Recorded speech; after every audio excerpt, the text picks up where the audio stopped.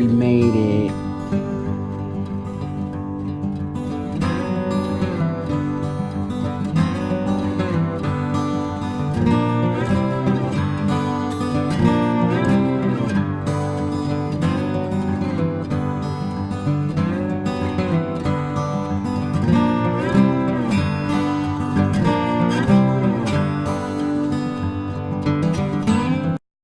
Hi, welcome to the Outdoor Laboratory Podcast. I'm your host, Danny Capo, and in today's episode, we're going to be discussing the Mountain Meadows Massacre. And in the video, we're going to be visiting Lonely Dell Ranch. This is the home of the families that operated Lee's Ferry.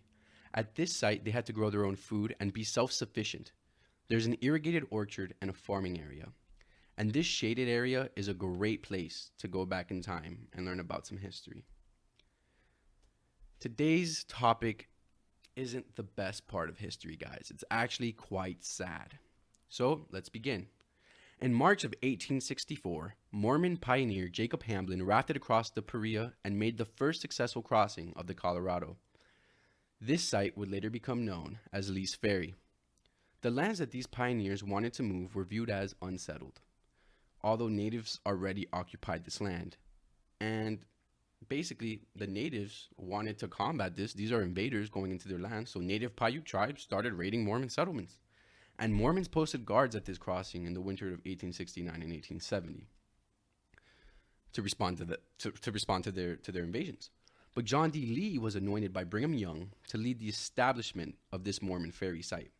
John D. Lee, however, was not given this role because of his great behavior in the church. He played the lead role in the violent Mountain Meadows Massacre. This massacre killed 120 men, women, and children in southern Utah.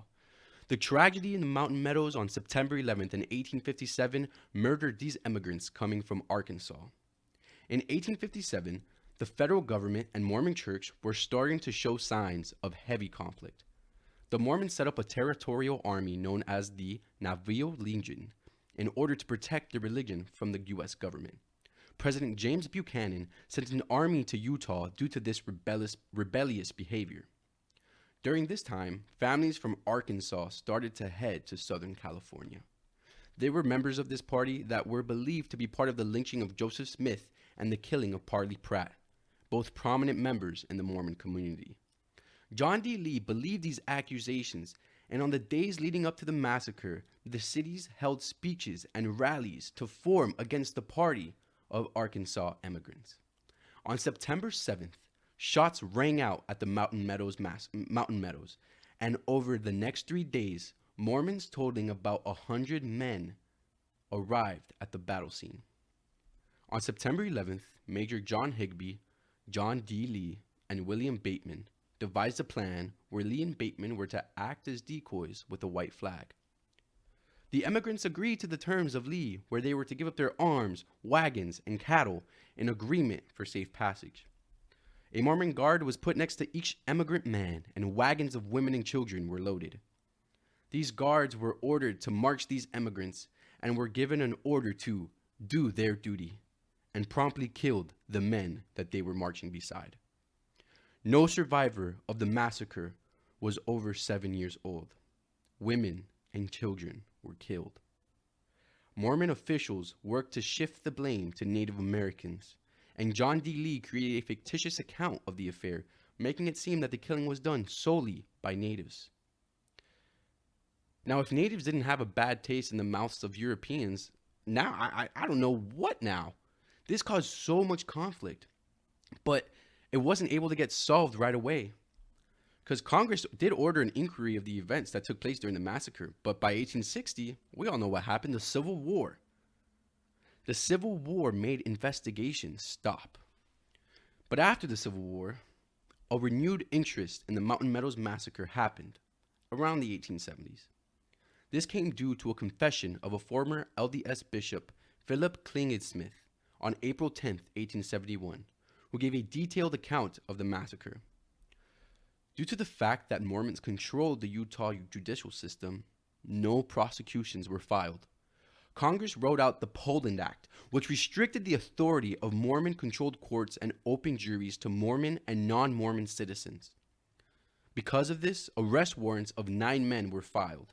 Lee being one of them.